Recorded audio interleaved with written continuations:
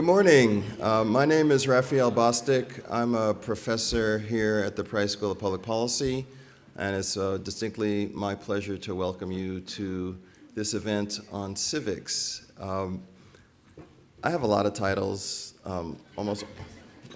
it seems to grow on a daily basis. I used to be the head of the Bedrosian Center, which you see over there, which is a co-sponsor for the event. And as the director of the Bedrosian Center, we talked a lot about governance and what is needed in order to have a society where we implement good policy. And we always would come back to the issue of civics, civic engagement, good citizenship that is informed and engaged. Right now, my title is I'm the chair of a department at the school called I always mess up the department, so I have to look it up, is governance, management, and the policy process. And if you think of all of those, they're also civics driven. Right? If we don't have an electorate that is informed and present and active, it's hard to do good policy. The process is going to break down. A lot of the things that we hear people complain about on the radio, on TV, at coffee shops, has to do with the fact that our processes aren't working the way we need them to. And so it's really important that we try to find ways to improve that engagement and that effort, and I'm hopeful that today will be one of those things. I'm the USC representative on this, so my job is to do a welcome, but my other job is to introduce the person who is going to moderate this panel. His name is John Bwari, and John is an amazing guy. He has, in his own network, tremendous social connectivity, and I think in the work that he's been doing, he has really started to create and try to spark as much civic engagement and activity as he possibly can. I think he's been tremendously successful in that regard.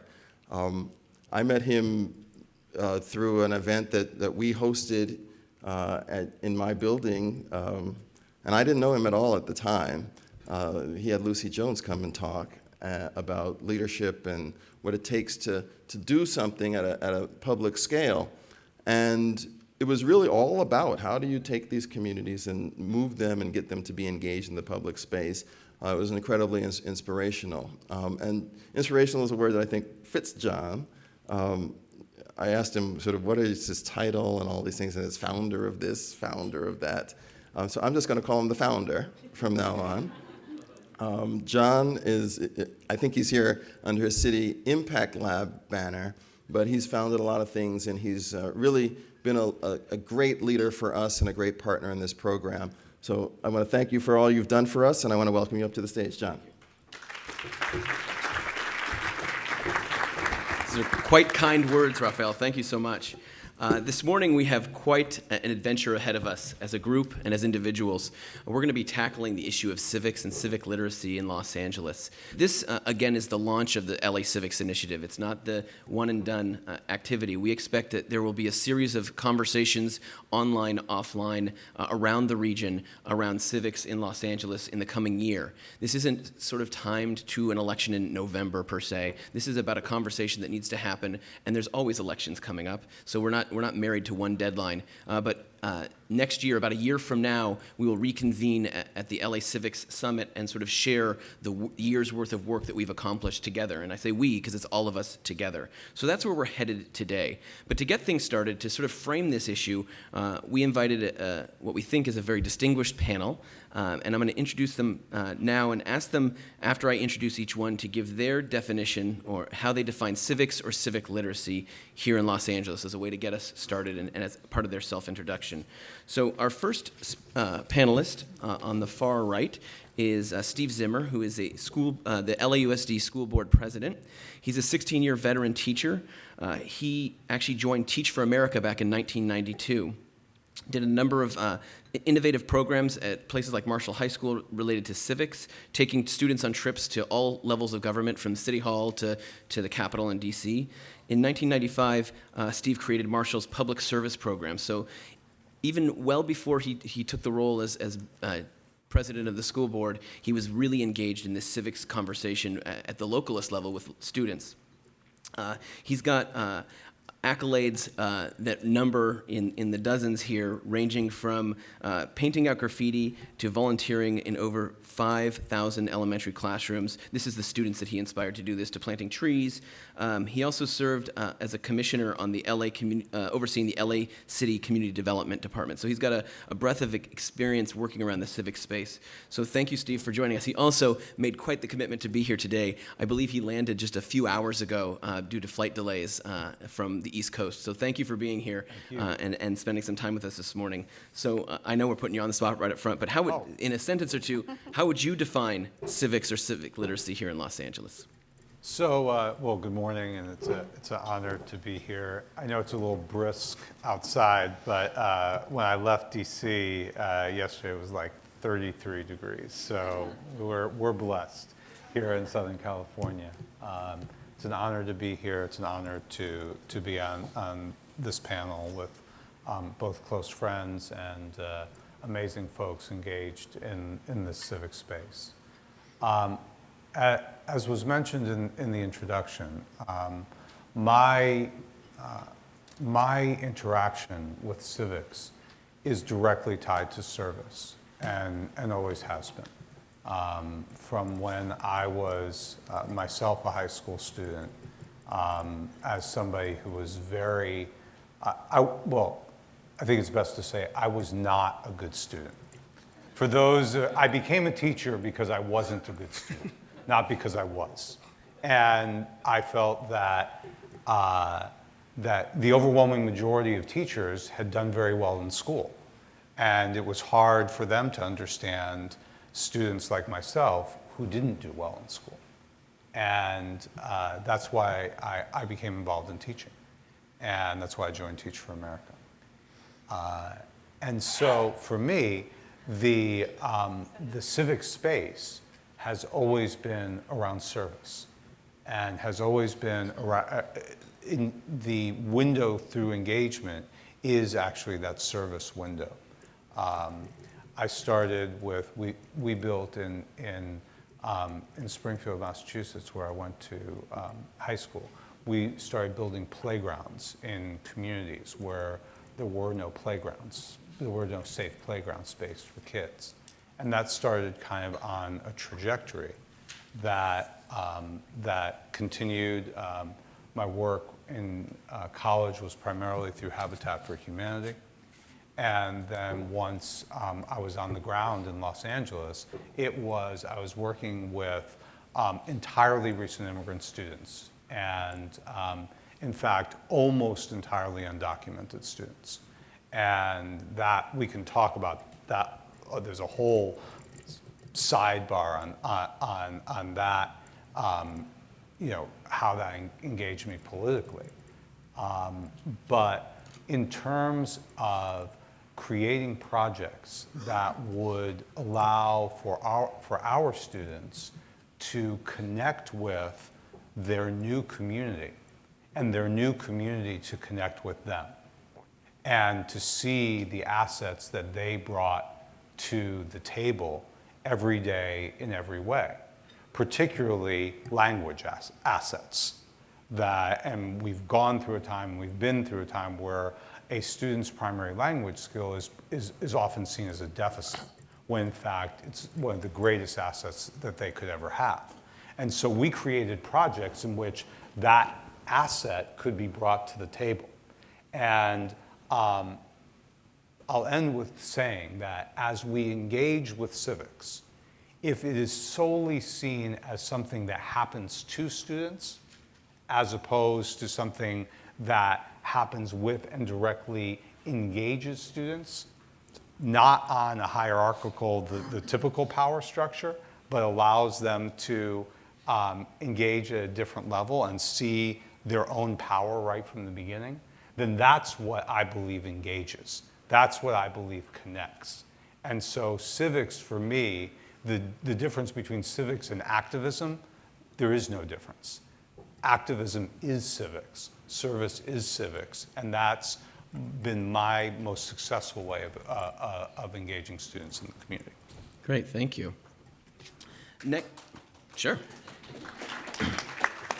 Next to him is Nate Kaplan, who's an active player in the political process for many years, from coast to coast, as they say. So Nate actually started his career on the East Coast. He worked for as an aide in the Massachusetts State Senate before working for Boston's trial court system. Then he came to LA, and I'm just going to fast forward. He came to LA and attended a university that you may have heard of, the University of Southern California, a master's degree in public policy. It required that if you go here and you're on a panel, we have to mention that you went here as part Thanks of that. for doing that for me. And then he spent a number of years working for the LA City Council, something that we share in common on the west, I think in District 11, was it? District 11 on the west side of Los Angeles.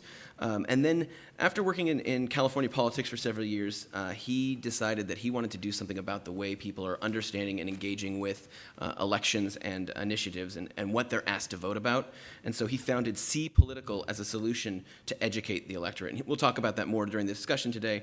But the question to you right now, Nate, is how would you define civics and civic literacy in Los Angeles? Well, thanks for having me again, and I'd love to see this crowd here. Define civic literacy, I think, is to clearly understand how your government works and how you as an individual or a group can impact and create change. Now, there's civics that happens in monarchies, in democracies, and dictatorships, and it's very specific set of rules depending on where you live and what geography you're in. So civics isn't necessarily, I think, on a grand scale, something that only pertains to a democratic society. But it is, in a very general sense, just understanding what your role is in this government that you live in and how you can impact change if that's something that you're interested in.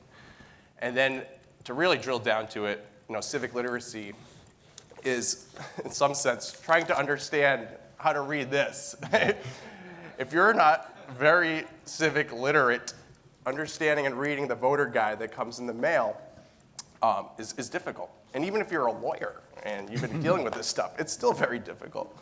So what our organization, C Political, does is try to condense this voter guide into a short animated video or other sort of infographic, sort of a modern day Schoolhouse Rock. So we're changing civic literacy, starting here in California, to make sure that everybody, pretty much from 6th grade and above, can be civically literate and understand what their role is in our society and how they can affect change. Great, thanks, Nate.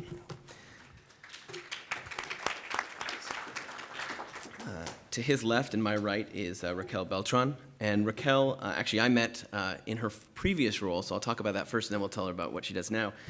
She was the executive director for 6 years of the League of Women Voters of Los Angeles. So she was intimately involved in issues related to civics and voting directly in her organization. And actually, her organization produced one of my favorite books that sits, one of a handful that sits on my desk. It's the Guide to the City Government.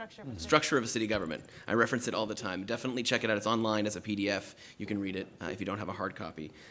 But since that time, in September 2014, she took over as Associate Director of the Pat Brown Institute at Cal State LA, still dealing with the same and similar issues, but she comes with a very interesting perspective. She actually has done work in San Diego and San Francisco, done some work here in Los Angeles, as I mentioned as well, and I like that she's the founder and president of the Mariachi Academy of Carson, an after-school cultural education program, because we all have things that make us a little bit different from everybody else, and not that that's the only thing, but that's the thing that stuck out when I read the bio. So my question to you, Raquel, from your perspective, how would you define civics and civic literacy in Los Angeles? Well, I have to start by saying that I'm not from Los Angeles. I'm from San Diego. So, oh, you got some homegirl in the boys? All right. Yes. So, for me, my first introduction to sort of civics in Los Angeles was working for the League of Women Voters in Los Angeles. I had been involved in my home city at Carson. We've been living there for 18 years, getting involved in some local stuff, like creating and starting and founding a Mariachi Academy. but which I do as therapy. But it keeps me grounded. It makes life real. Makes all this political stuff that we see and we read, it homes it down to what's really important to people, which is basically doing what they can for their families. And I'll talk more about that in the broader scale. But civics in Los Angeles for me started when I worked for the League. I hadn't been spending much time north of the 10, so that was kind of a whole experience. I'm a South Bay person here in Los Angeles. But I would define civic literacy, is the question, as really engagement. And I think that we have to keep it real simple. And engagement doesn't mean voting. Engagement means being involved in your community, being involved in what's important to you. That is where your civic literacy, to some degree, starts and it ends. Everything else that we do to try to be engaged is part of a process. And voting is, to some degree, the end of a process, particularly if what you want to do requires a vote. Either a vote by the public because you're changing laws, or a vote by policymakers because they're influencing the things you want to do. You want to program. You go to the policymakers. That may not be a change in law, but it may be a change in what they offer.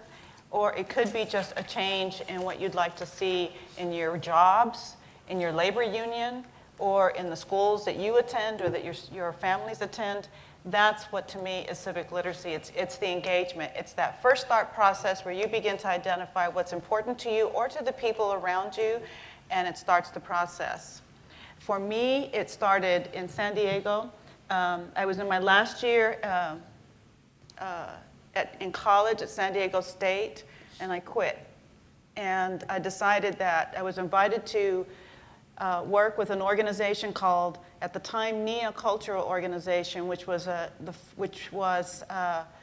had formerly been the US organization, which was a San Diego counterpart to the Black Panthers movement.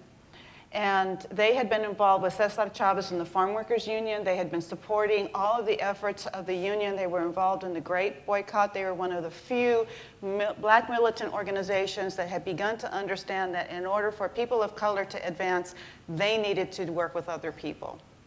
So they got involved with Cesar. Cesar started talking to them about their future, and Cesar said, you know, we need to build a mini AFL for all the unorganized workers. And I've always wanted to do domestic workers. Why don't you start a union for domestic workers?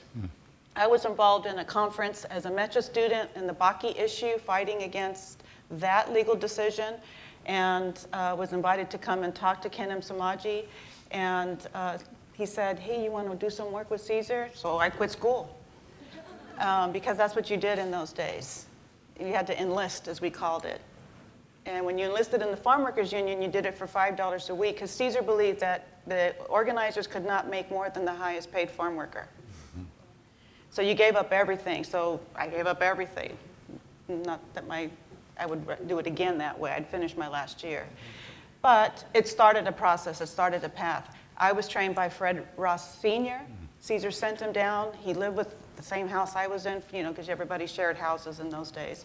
And so I began to, it was a life-changing experience, and I'm just looking now, I'm going to read a couple of them for you later on, but the Axioms for Organizers that is now in a printed form will be really telling for you in terms of helping to motivate you in the groups that you're involved with. And one of the axioms that I have here to share that I think speaks to the question, which is, Fred was known for his axioms.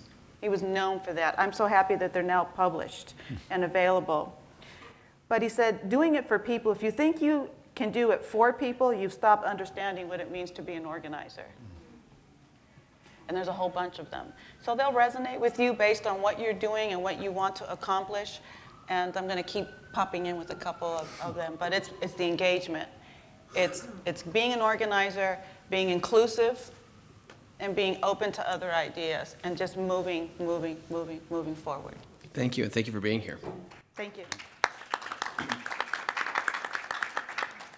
Next is Artie Kasakian, and Artie is the elected city clerk of Glendale. And I always put elected before that because many city clerks are appointed, but in fact he has to ask people to have him serve them in this capacity. And doing so, he is basically in charge of administering elections, making sure the city is legally running correctly in terms of adopting ordinances, posting, et cetera. I'm simplifying way down, but that's essentially what he does at his day job. But what makes it even more interesting is how he got here.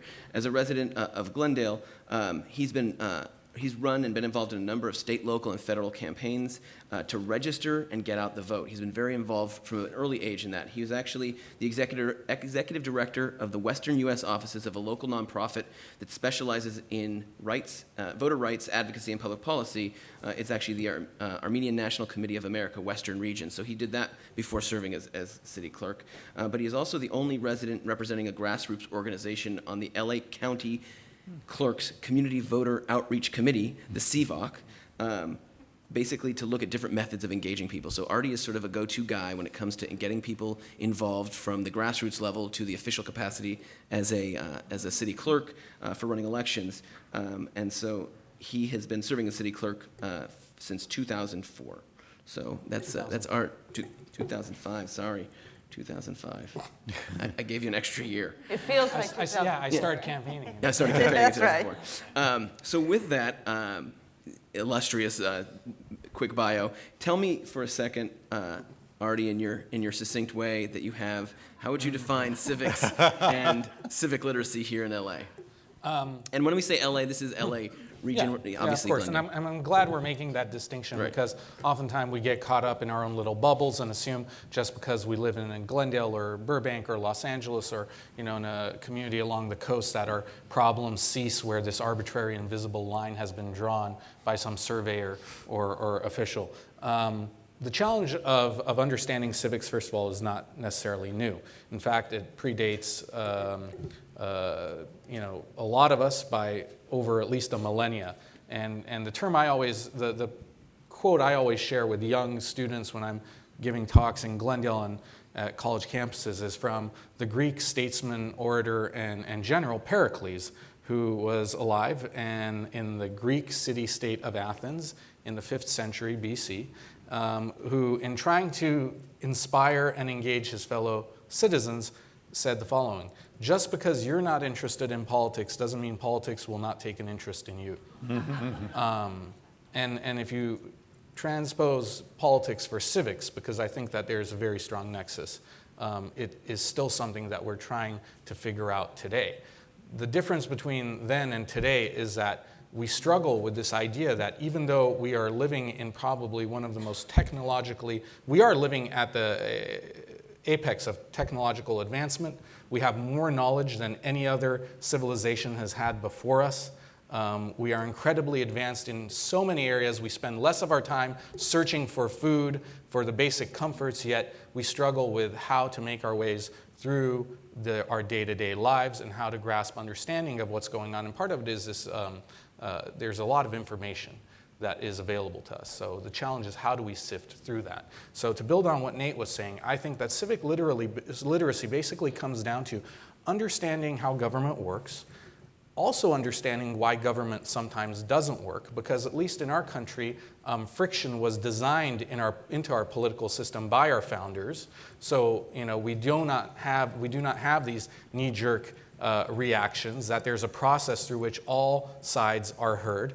The Great Compromise, that we have the House and we have the Senate, and we have a model of that at our state levels. And lastly, most importantly, what are we capable as citizens or stakeholders to make government work the way we want it to when it doesn't work or when we see it in this process of dysfunction. In Los Angeles, though, I would say that along with this, and it's become more complicated. It's become very Byzantine, as the Byzantine Empire. You can probably tell I'm a student of history. I studied history at that other campus across town. I didn't mention in his intro on purpose. I'm in a very happy mixed marriage with a Trojan, so it's fine. I will tell you this, that it's become very complicated and very complex. And if we were to compare government to an automobile, there was a time in the early part of automotive history when, a person could probably understand the basics of auto mechanics. You could probably take care of most of the issues with your automobile yourself. But today, with all of the computer chips and electronics that are in your car, other than changing the oil, most people, run screaming to a specialist if something goes wrong with their car. Right? And it's the same with government. Government used to be very simple, but as our needs have grown, the agencies that service us have grown as well, and it's very difficult to wrap our heads around where do we begin to solve some of our problems. And I would say that in terms of history and its connection to civic literacy, it's important for us to understand what policies brought us to where we are today, understanding the consequences of those policies, and respecting the individuals who have the institutional tribal memory as to how we got to where we did. And particularly in a region like Los Angeles, where we have issues that we're facing today, such as transportation, moving people and goods around this region. The replacement of light rail, anywhere where you see large green medians in the middle of the road, was usually, most of the time, a light rail line that was torn up and replaced by roads. And now we're trying to reverse that and go back to where we were before. But how many people really even realize that? The housing crisis that we're facing right now, the incredibly high number of homeless individuals that we have, economic developments, trying to keep certain industries here locally. What happened to the aerospace industry? What caused it to leave in the 80s? And what are we doing to keep other manufacturing jobs like the entertainment industry here local? Unless we understand the history of it, and going as far back as to the first people, individuals and settlers who came here, the native people of this land, the immigrants who have come since then, all of that is part of understanding the narrative of Los Angeles, of this region, and helps contribute to the civic literacy. Unless we understand those things, unless we know where we came from, it's very difficult for us to then chart a path to where we need to go. Great. Thanks, Artie. That's great. Round of applause. And we just have one more round of applause to give, and then we'll get right into it. And so the last panelist, you heard him introduce himself earlier, but Raphael Bostic is a fairly modest individual. I believe he may be the only person on the panel that has been a presidential appointee. He actually served as Assistant Secretary for Policy Development and Research at the U.S. Department of Housing and Urban Development, HUD, for 3 years. And that was an interruption. He actually has been at USC since 2001, except for that break when he did that. And he currently is like the guy when it comes to affordable housing around the nation, talking on a number of issues. He, like you heard, or maybe you didn't hear, he's jetting off after this panel to go to another location to assist another university with some work they're doing.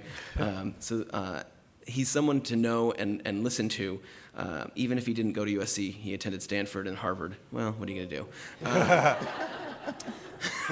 I know how to do my fight on. Right, there you go. So Raphael, to wrap us out, as intro question, same question, how do you define civics and civic literacy in Los Angeles? So I want to just thank all of you panelists for joining us. This has been great just listening to you, and it's always hard to go last. I would say, how many people have ever heard a city clerk talk before?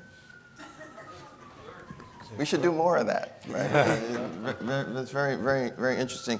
I'll say two thoughts that came to mind, then I'll answer your question. The first is, you're spot on the car thing. So I used to change out my headlights. You can't really do that anymore. It's very, so I tried and I messed it up. So then I had to go to the dealer, and so basic things have become not basic, and that's been a general trend throughout all the things that we're doing, and it's really important. And then axioms. I love the idea of an axiom. One of the axioms that I say, I've never called it an axiom before, so maybe I'll start doing that, is in the policy space, in the governance space, all the easy problems have already been solved, right? So anything that we're still talking about is hard, and we should expect the solution to not be straightforward. And it's something that I try to remind my students all the time, because they're like, well, why don't we just do this? If it were just about that, we would have done it, right? And And all these spaces, I think we're dealing with that. So to answer your question, I think there are 6 elements to what it means to be civically literate. The first is knowing that you matter, right? And being aware that you as an individual are important, your views, your current cares and considerations are important. The second is knowing that you have responsibilities, right? So as we all live in a community, in a society, in a structure, and we have responsibilities to that structure and to that community that we should be aware of. A third is knowing what matters. So being aware of what issues are out there that are important for shaping the trajectory and the scope of your community. The fourth is recognizing that someone is going to make a decision, right? So if you choose not to make a decision, that doesn't mean a decision won't be made. It just means other people will be doing it in other contexts. And that should be something that everyone realizes. I hear so many people complain, why did we do this? Were you there? Did you weigh in? Did you tell us we shouldn't do these things? So that awareness that decisions are going to be made is really important. And then the last 2, I would say, are really important, and they get to the history question. The fifth is the structure we have has been set up on purpose, right? There is a process or a pathway that has gotten us to where we are, and we need to be sensitive to that purposefulness to understand what the limits on what we can do is. And then the fourth, or the sixth thing is that we are here, we have these issues for particular reasons. There are things that have come up that are being put in front of us and forcing us to face. And so the issues that we're dealing with and the things we wrestle with are not random issues. They really arise in a structure that we have to think about. And so if we're aware of all 6 of those things, I think that it becomes it'd be hard for me with that awareness not to be doing things. All right, so if we can get everyone to that space, I think we wind up with a very literate community and a community of individuals that actually get up and do stuff. Thank you. Thank you for closing that. Round of applause for Dr. Bostic. So I have a series of questions for individual panelists here, but just by a show of hands of the panel, first, how many of you are native Los Angeles County? How many of you in the audience, native Los Angeles County? Okay, a little handful. It's interesting. So we have all these perspectives that are people who grew up here. I grew up in Sherman Oaks, and I remember telling people that I lived in the city of Sherman Oaks, and I said, who is this Mayor Bradley from Los Angeles coming to Sherman Oaks? Why is he there? I mean, I was 13. I didn't really know what's going on. But I think that's sort of, even people who live here grew up here, don't know that Pacoima is a community of Los Angeles, and so is Watts, and so is Westchester, and the other 200 named communities. So tell me about, very succinctly, we have a lot of questions and we have a lot to cover, so I'm looking for succinct answers from our panel of professors and elected officials. So it's always, or staff of elected officials, so try to keep it succinct here. Yeah, good luck. And I don't need everybody to answer, but who has an experience, your first experience or interaction with city government in Los Angeles? I had a pretty interesting one. When I first moved here 10 years ago, I know I wanted to get back into city government. I worked in state government in Massachusetts. I ran for office. I didn't win, or else I probably wouldn't be here. And I wanted to work for the LA City Council really bad. So I got my resume in front of current Councilman Mike Bonin, who was chief of staff for Bill Rosendahl at the time. And he said, you want to work for us? Well, go meet Bill and Century Boulevard. He's at a rally right now protesting wage decreases for hotel workers. So my very first experience was meeting Bill for the first time. If you know Bill Rosendahl, he's very charismatic, loving, caring individual, very energetic and very socially conscious. And he handed me a sign and said, "Start marching with me if you want to work for me." So it was an easy task, and it ended up turning into an 8-year relationship working on behalf of the city. That was my first. Wow. And that's a good indicative of how our elected officials have, no present company accepted, obviously, have the ability to do things that maybe, if you went to another job for an interview and they said, here, you have to protest in order to get a job, probably wouldn't be allowed. No. So any other experience, sort of first interaction that was memorable in a way that was meaningful or memorable or insightful? Arnie? So I don't know why, but the first thing that came to mind was one of the first tickets I ever received. A moving violation was just around the corner when I was visiting the campus, and I think a lot of times, people, when they think of interaction with government, it may be with law enforcement. I now know, 20 years later, I'm not supposed to make a U-turn in a business district, apparently. That's, or a three-point turn. But another interaction that comes to mind is, obviously, I'm white, for lack of a better description. I'm Caucasian, of Armenian descent, no relationship to the Kardashians, thank goodness. And my full name is Ardashus Kasakian. I was born in Boston, Massachusetts. I'm a Massachusetts transplant. Have lived here since 1985. I came here when I was in the 4th grade. So I do consider myself an Angelino. The Dodgers have grown on me. The Lakers have not. And I remember I was pulled over in Glendale. When I was young, I was a college student. I was driving to UCLA every day. I was working in the Glendale Galleria and a retail job on the weekends and washing test tubes in a lab to be able to pay for my tuition. And so I got pulled over, and being the conscientious, good student that I was, I knew, keep your hands at 10 and 2, have your license and registration ready, window was down. Officer came by, looked at my license when I handed it to him, and before he said anything else, he said, "Do you speak English?" And I said, "Officer, I was born in Boston, Massachusetts. English is my first language. I do." He said, "Then you know what a stop sign means." I said, "I certainly do, but what does that have? What is the question?" He said, "Well, you rolled through the last 4 stop signs." I said, "With all due respect, if I rolled through a stop sign, why did it take you 4 stop signs to pull me over?" And as you can imagine, the interaction just went downhill from there. I got the ticket. I wasn't able to talk my way out of it. I tried to tell him I was a college student and that this ticket would be debilitating to me since the cost of the ticket was probably actually was more than what my textbooks cost that quarter. I subsequently made sure I wore a tie, wore a dress shirt, wanted my day in court, simply to ask for community service because I would have rather have given service rather than pay the money that I did not have for textbooks. When the judge saw me, and in Glendale, if you've ever been to the courthouse, there's a fair number of Armenian American residents that are there for various reasons, possibly not understanding civics, not understanding some of the laws that they've broken or transgressions that they've made. And being in a tie, even though I was incredibly young, a number of people came up to me and asked me if I was an attorney and I could represent them. I finally had my moment before the judge, and I explained to her that I simply wanted to do community service, that even though I had to enter a plea of not guilty in order to appear for the judge, I was there to ask for community service and not have to pay the fine. The judge said that I had wasted the court's time, added $75 to my fine, along with court fees, and summarily booted me out of the courtroom. I think it's safe to say that. That's the end of the story? It was, I mean, the end of the story in the sense that, any other person may have simply said, well, the system doesn't work, the system is rigged against me, I never want to have anything to do with government.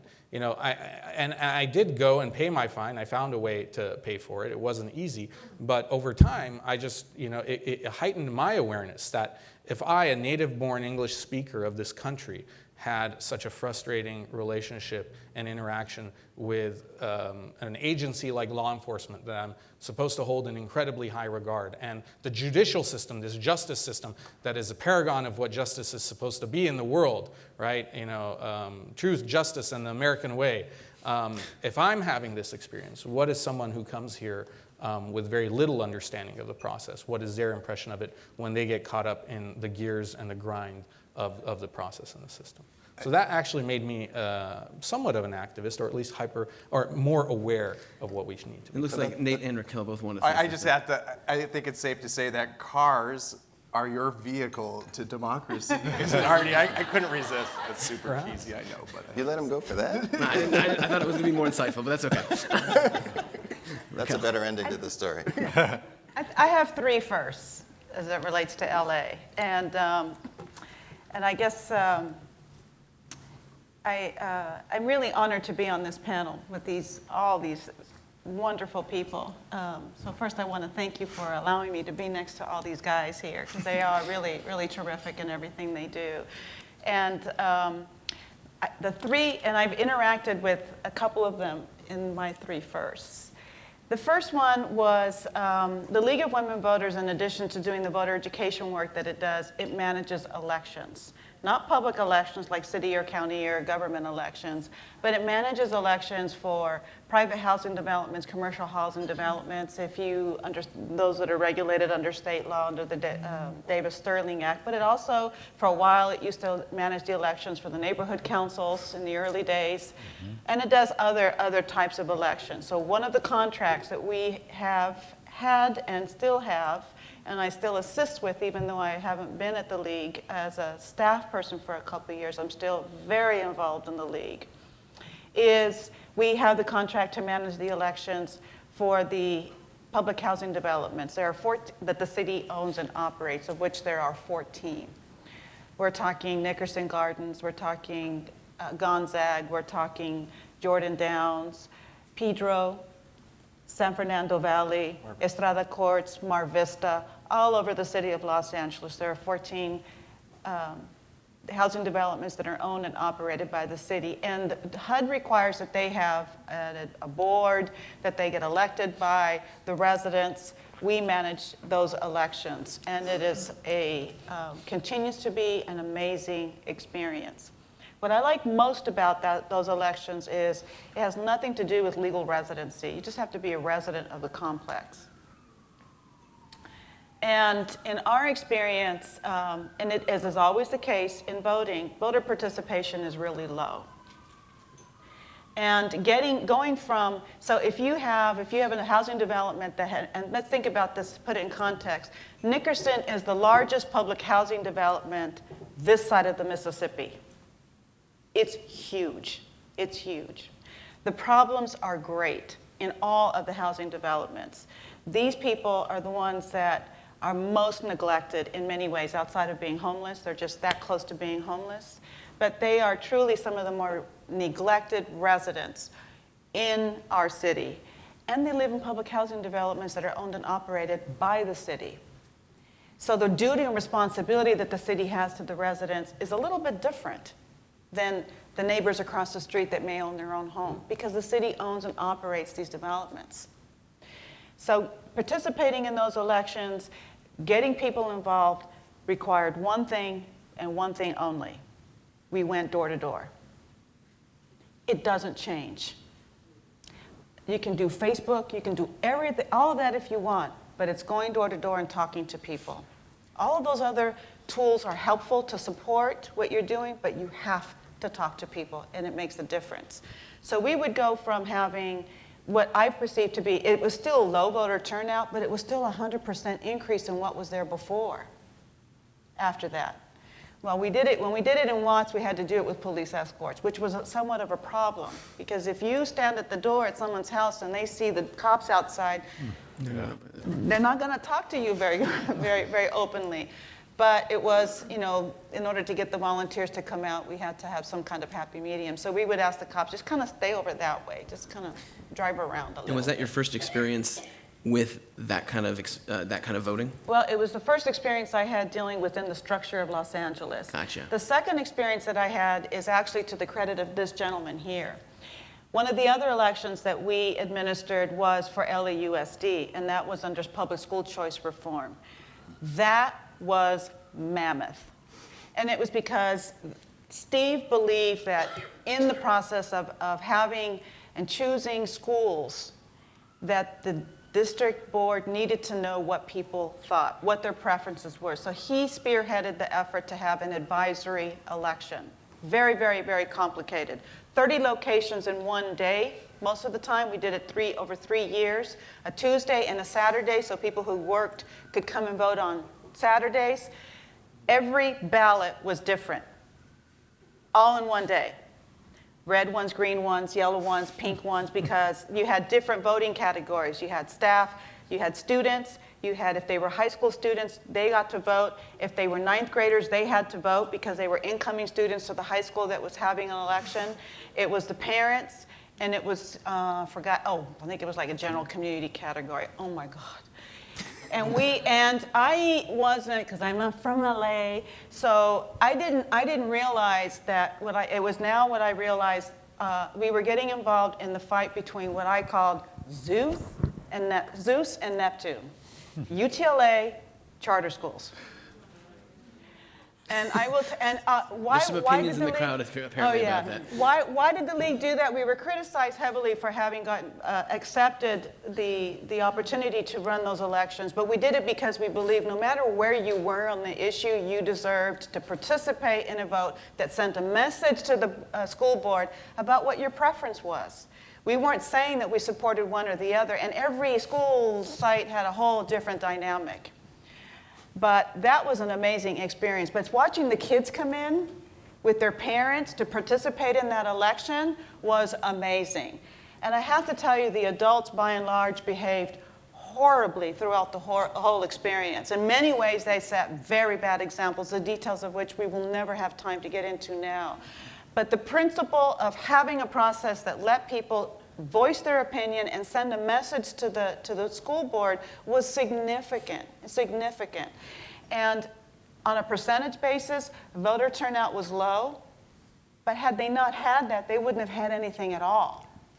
And the voter turnout at every school was a mirror image of the relationship that the school had with the community anyway. I think that's a key point there, that it's those relationships that actually drive the way people engage, which was the point that you made, that you got to engage. Civics is engagement. So let me actually shift over to Steve for a second. Thanks for making that happen. What did you do with that information? Did it make a difference to you and your colleagues? It was. I mean, it was. It was, especially in the first year. It was very, very important, and it was, and not because of Raquel and the league. It was roundly criticized. I mean, people did not. I mean, it was called public school choice, but folks did not want there to actually be any any stakeholder input. And it was really designed to be school board choice, not public school choice. And we tried. I mean, we tried really hard to have a real civic process around it. And I think, and I was in this weird role of defending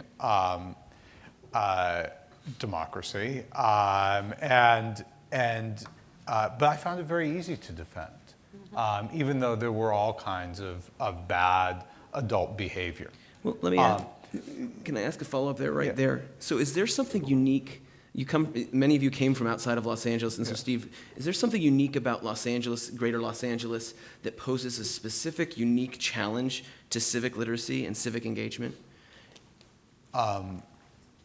I'm not sure that there is. I mean, I think that any time that you are this big, the temptation is to look at size always.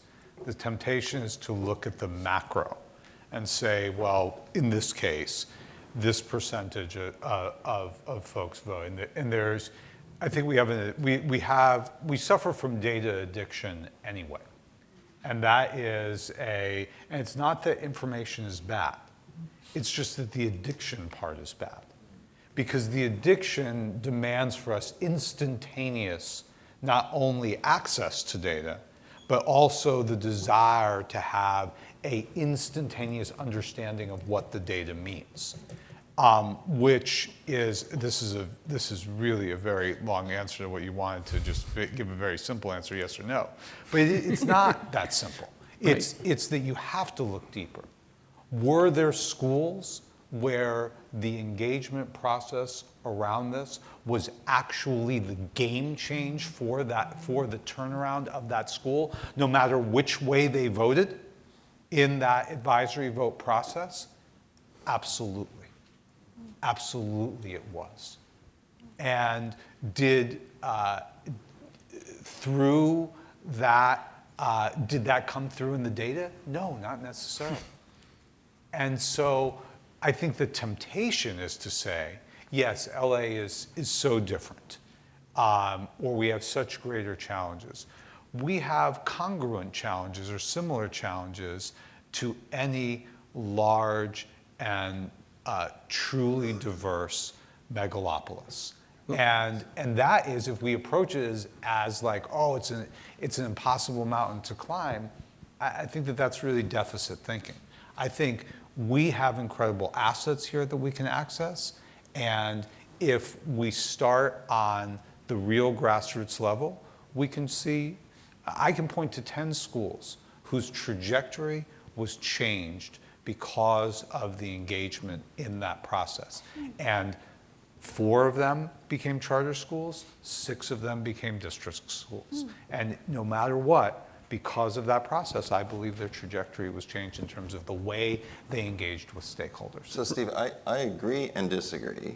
I agree in the sense that the generic challenge that we have to be civic is not different than it exists anywhere else. I think our challenge, and as you were talking, I was trying to figure out why I was disagreeing. And I think it comes down to this, and it's partially what John said, that we have 200 named communities in the city of Los Angeles. And then we have 89 cities in the county of Los Angeles. And the test I give to sort of where we stand from a civic perspective, if you ask people where they are from, here, if they're from here, they don't say Los Angeles most times. They say one of the 200 named places. If you ask a person from New York where they're from, they say New York, and then they may say a neighborhood afterwards, but it's always New York first.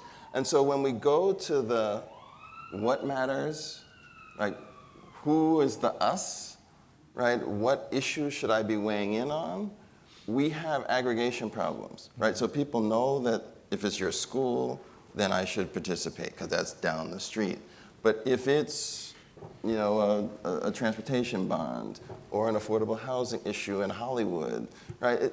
Is that something I should weigh in on? Is that something that I should? And I think that's where our challenge is. It's sort of the historic pathway to how we've defined our spaces that means that some issues that really should be collective issues aren't treated that way and aren't viewed that way by the population. Very, very quick response, if I could. It's a great point because, you know, my whole family's from New York, and they wouldn't even say, they'd just say, I'm from the city.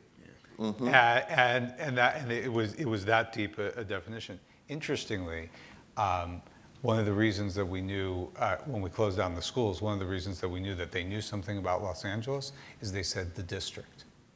And there's this interesting relationship around just that, like, definitional.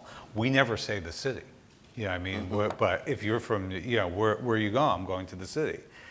We never say that here in Los Angeles. But oddly, when it has to do with the schools, they say The schools is different, right? They say the district. They don't even say LAU State, they just say the district. One of the axioms I'm going to share now from Fred says that it's the way people are that counts, not the way you want them to be. And I see that as tying to this conversation. And in the Civic University, which is the third connection for me in terms of LA in some ways, that we have created at the Pat Brown Institute, which is, by the way, at Cal State LA, in case anybody's concerned about the Cal State. I'm a product of the Cal State system. Who's also? I'm a Golden Eagle. So, all right, Golden Eagles, raise them high. So, Holy school pride. but I think that in that Civic University, the most recent string of courses have been with the neighborhood councils. We've done 2, and we're getting ready to do a 3rd one. This axiom connected, especially to the most recent one. We brought in 110 representatives of the neighborhood councils from throughout the city, about 2 from each of the 96 neighborhood councils. So thinking about your point, they do identify differently, right?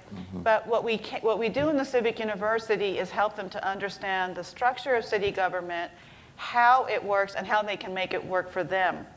And what we did in the last round is they had breakout groups and projects and all that kind of stuff. And what was amazing on the last day when they presented their projects to three people, President Covino, Miguel Santana, who is the Chief Administrative Officer, and Ana Guerrero, who is the Deputy Mayor and Chief of Staff for Mayor Garcetti, was you had people from different parts of the city creating a common understanding of working in strategy in order to advance a particular concept.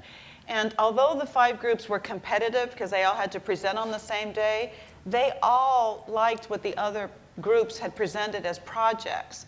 So you had 110 people who came from all of these extremely diverse communities working together with a common strategy in mind in order to advance something and developing a better understanding of where they align, as opposed to focusing, which is what we normally do, on our differences and holding on to them as though, holding on to those differences as if they really matter. It's a great point, and I think I'm looking at time, and time is never on our side. So I have like 4 more questions, and I'm going to go rapid fire, which means like 1 sentence, 1 word answers from the panel. So I'm going to start with Rafael so he can model it for you, and we're just going to go down the line. I want get ready. Here we go. Because then I want to give you an opportunity to ask questions too from the audience as well. What do you see? Give me the number 1 barrier as you see it for increasing civic literacy. Time management. Okay, time management. Filtering through the noise. Interesting.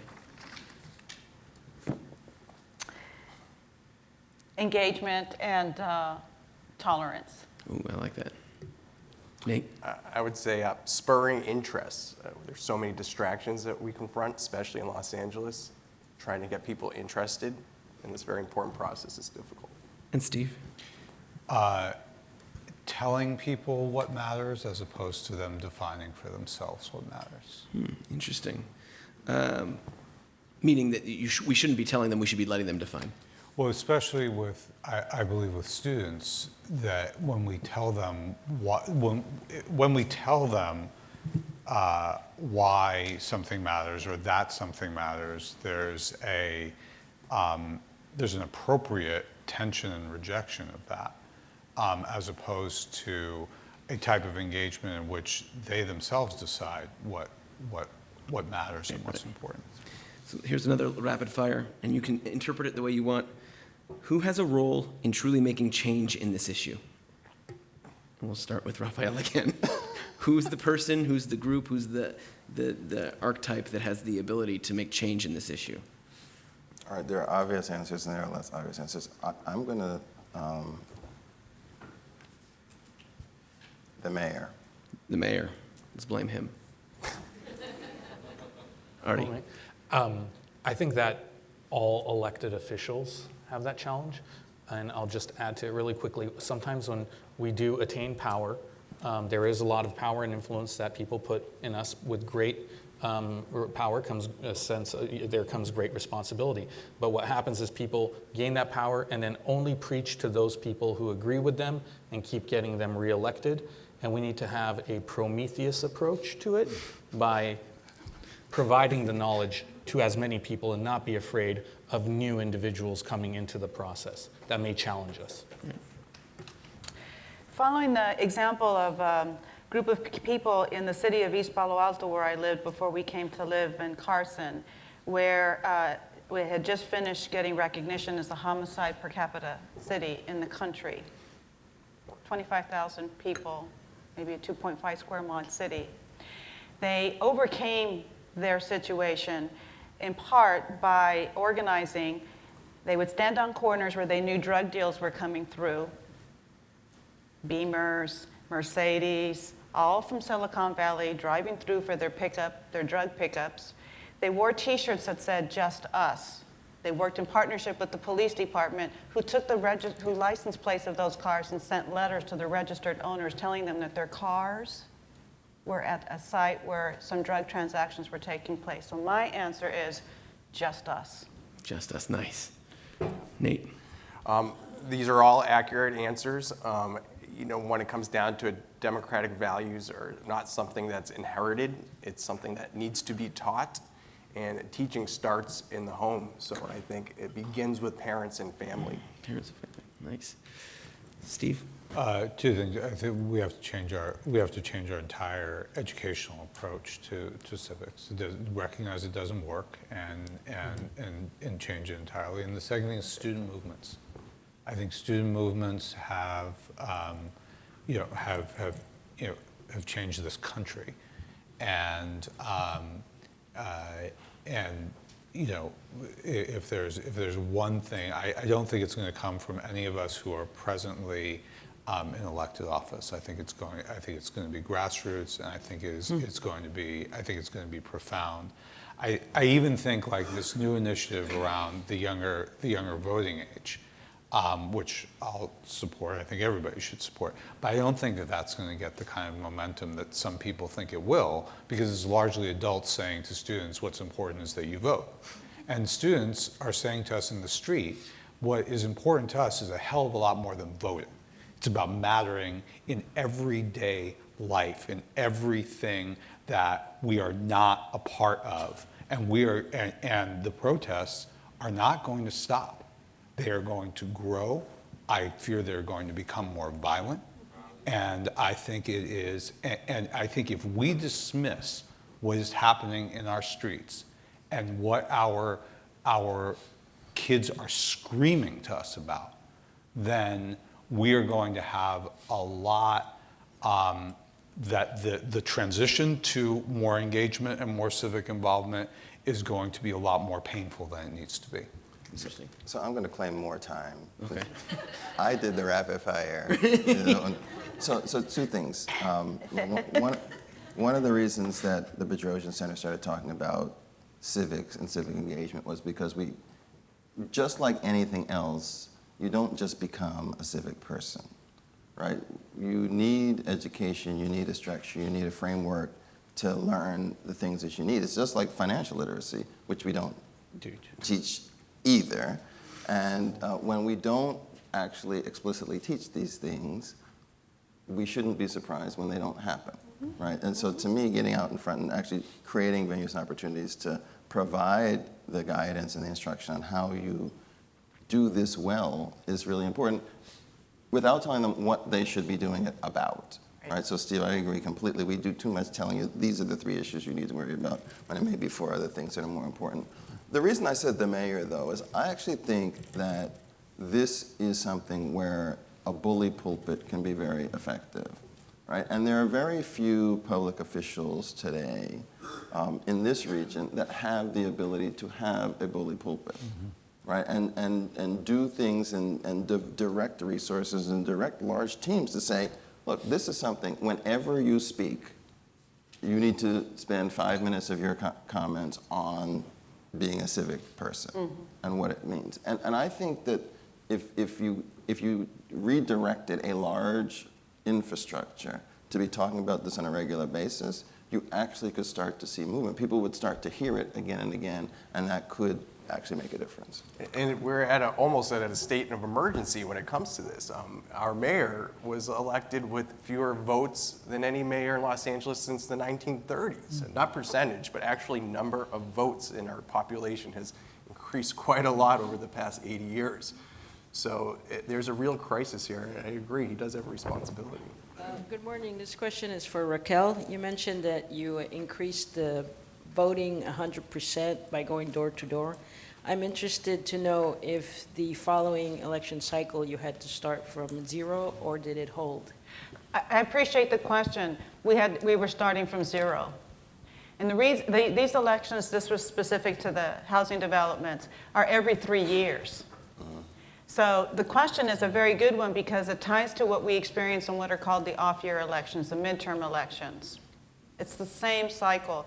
So everybody shows up around election time on statewide and presidential elections, and then you don't see them anymore.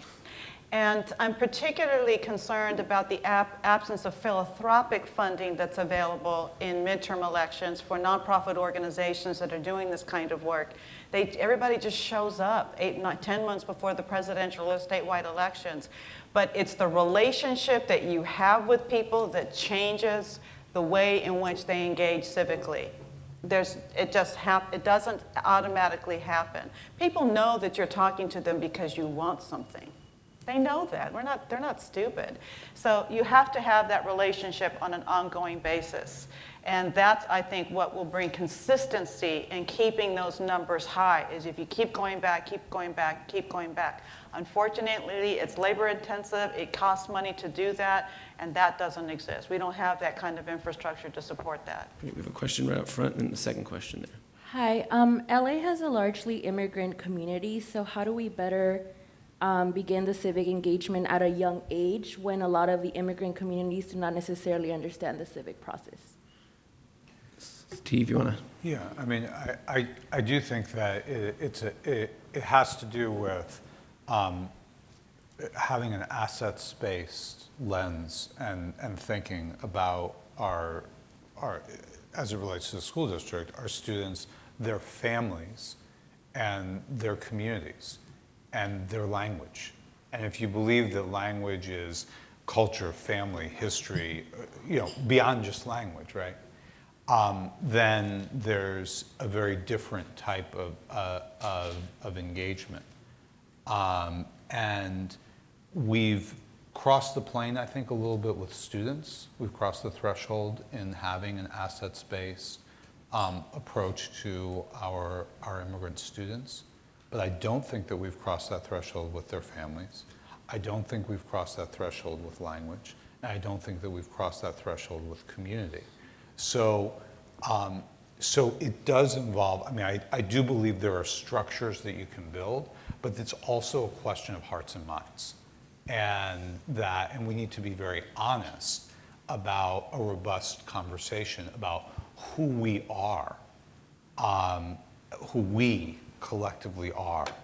And I think that following that, you can have a much better, a much more engaged impact. One of the things, just very, very quickly, is a lot of times in our elections, we stop at who can vote. And that's one of the things that we need to completely change in our entire, because based on data, based on systems, our electoral processes become very scientific. Who can vote? Who votes most often? We look at, if we only have a certain amount of money in our elections, we only go to high propensity permanent absentee voters. Makes sense from an electoral perspective. It is absolutely fatal from a civic engagement perspective. And so for our undocumented community, folks may not yet be able to vote, but everybody talks to their comadres everywhere. And and when we're engaging moms and grandmas, it is about, building that larger civic base and participation. I think that reiterates the point made earlier that voting isn't the answer. It's just one of the processes. I think Raquel was the one who mentioned that earlier. I'm going to go over here. We have a question. Thank you. Thank you all for participating and providing such a varied amount of feedback on this matter of what civics is. Some of you have said things like the fact that we're accountable for the change and not necessarily looking to others for it, and that it's based on what's important to you, and that we should hear all voices and be sensitive to the structure at the same time. My question is, how important have you found that people consider title and or position to their empowerment in being engaged and involved in civics? Because I think a lot of times people sit back because they don't have that title and or that position. When you talk about use of the bully pulpit by the mayor, I think people look to people with title and with position and find that they are not that. So how do we overcome that, or has that been an issue for you? I can tell you that perhaps a title or a position can be somewhat of a catalyst. And I know I said elected officials have a great responsibility in this, but we shouldn't have to necessarily always look to government or look to officials or to titles to necessarily be the people who are effectuating change. And I'll give you an example. In Glendale, where I serve as city clerk, some of you may know that it has a very large Armenian American population. Roughly 40% of the city's residents are residents who have Armenian roots. Prior to 1999, the city was 40% Armenian, so roughly 70,000 residents. Of those 70,000 or 80,000 residents, only 700 voted in city's municipal elections. And there were no Armenian American officials on the council. And this was a new immigrant community having come from countries in the Middle East, from the former Soviet Union, and because they were considered white Caucasian by census tracking and other standards, no translated materials were available to them. And by the way, this is the similar problem faced by Middle Eastern communities, Persians in Beverly Hills, Russian speakers in West Hollywood, etc. So when we went to the city clerk at the time and said, hey, we should provide materials translated to this community, we were told, I was in college at the time, we were told it's too expensive, too time consuming, and there's nothing in the federal law that says that we have to provide this for you. If you were Spanish speaking or one of the designated Asian languages, it would be a different story, but you're Caucasian, so get lost. What we did as community activists and organizers is translate the materials ourselves and went door to door, as Raquel said, and literally talked to folks as to why. And these are folks coming from totalitarian regimes, from war-torn countries. Government is not your friend. So it was a very long and arduous effort to try and get them to come to the polling booth and vote. And we went from 700 people voting in elections to 5,000 in that election, which is great. Except when you consider that there was 70,000 people living of that ancestry in that area. Okay, some of them are not eligible to vote, some of them are not citizens, but at least we had like probably 25,000 eligible voters. It's hard work, and it can be done organically, and I do believe in an organic change without necessarily government. And let me just add to that, when we think about neighborhoods, we always think about government's role in urban planning, pre-planned communities, this road here, this transit line here. When we think about the neighborhoods that we really appreciate and enjoy the most in LA, the ones in terms of arts, in terms of their overall ambiance and architecture, whatever, they're neighborhoods that have grown up organically, that have come together organically, and then over time, other people have discovered them. So we are the agents of our own change. We have to be. Government is just one layer on top. But let me do say, though, title matters, right? And I think it's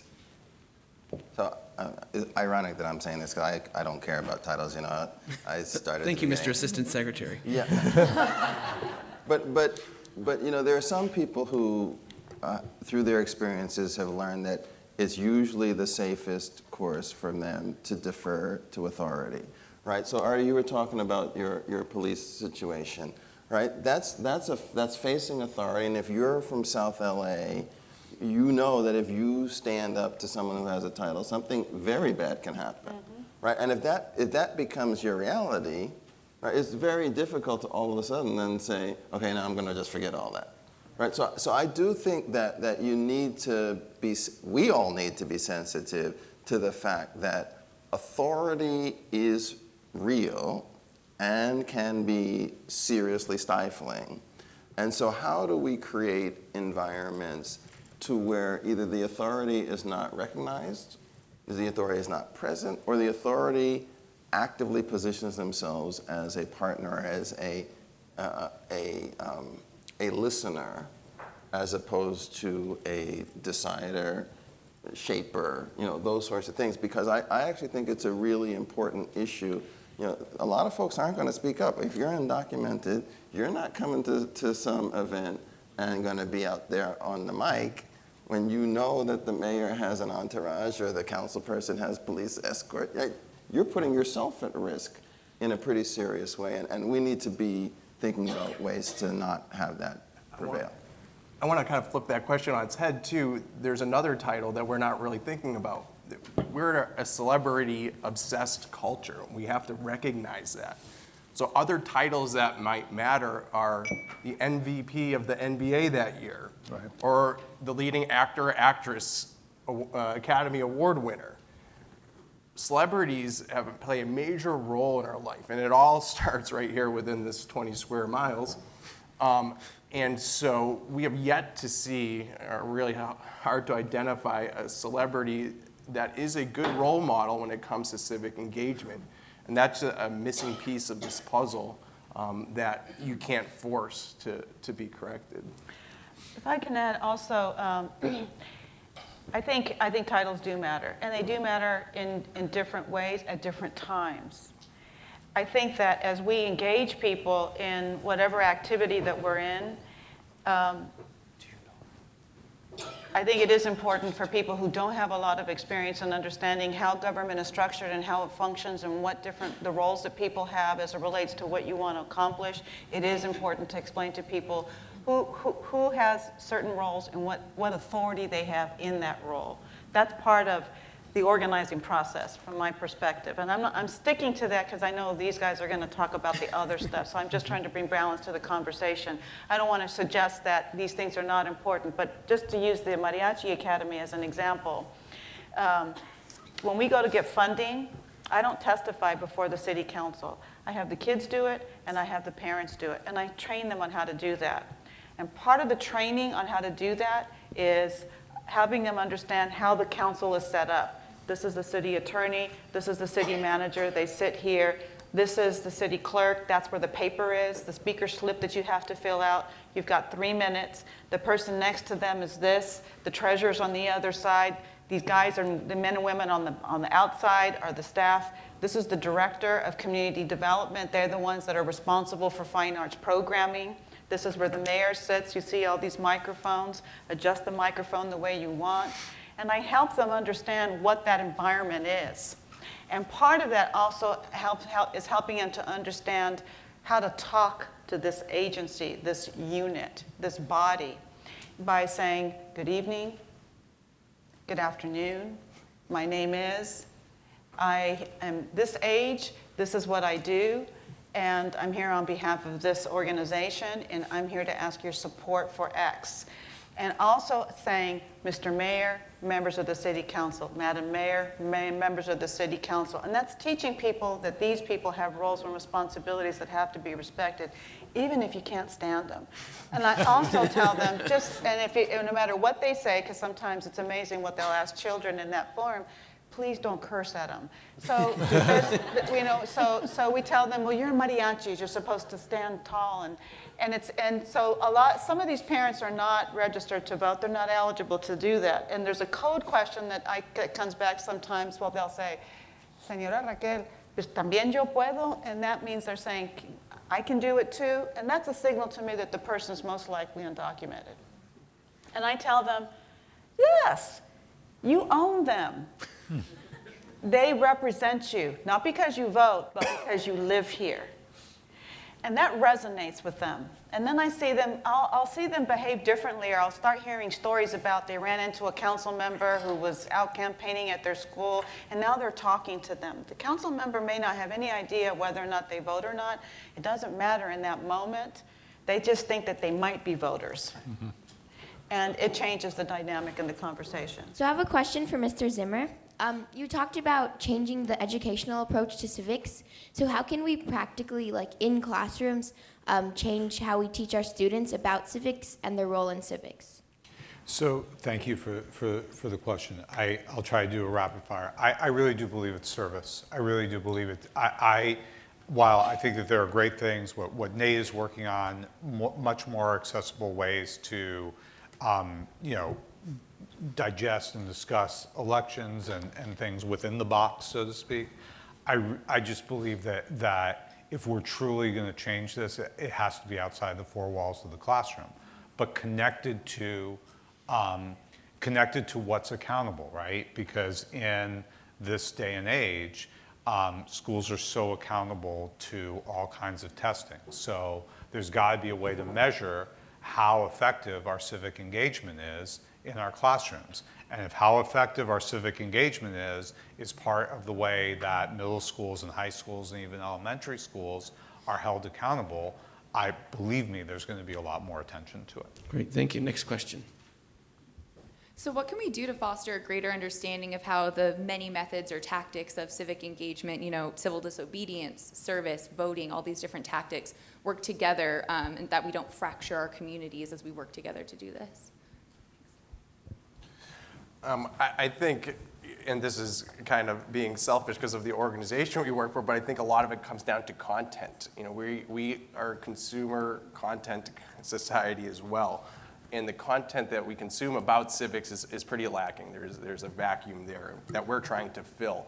So it's having an inclusive message that we can all agree on and we can all start from, I think, is how you get people understanding what their roles are, the various options you have, whether it's civil disobedience or voting or writing to your representative or calling them, showing up at public hearings.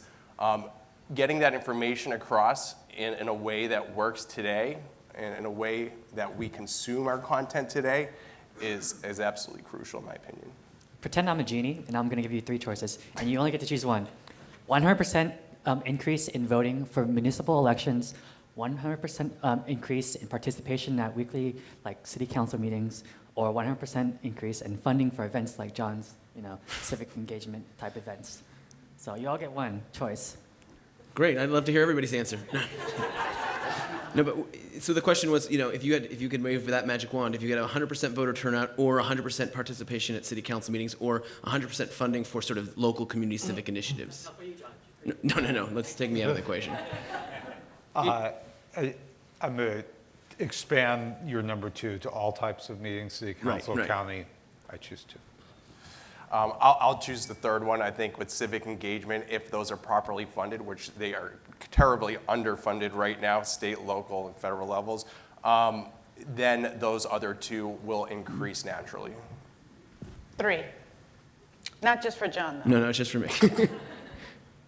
I would say number 2, if more people were aware of what laws are being written, how decisions are being made, inevitably they will be spurred to either run for office themselves or vote for the people of their choice to represent them. That's my answer. 3. To me, I'd like us to invest in long-run items, right? That the gifts that keep on giving over time. I feel like 3 is the one that has the greatest hope of that. Great. That was a great question and great answers. Can we give a round of applause to our entire panel?